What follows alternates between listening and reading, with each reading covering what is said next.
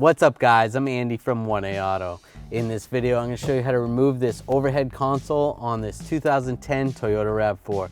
If you need parts for your vehicle, click the link in the description and head over to 1aauto.com. Alright, to remove this console I'm just going to take a trim tool, just try to get under here. There is some clips, you just pull it down. You really got to use a lot of force to pull this down.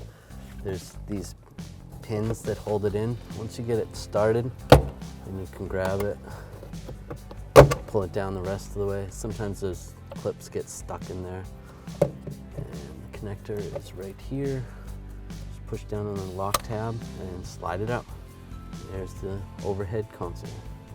Sometimes these push clips get stuck in here when you're taking this down. A lot of times what you do is you take a tool like this. We actually sell this at 1aauto.com. Just slide this on here and it just pops right out.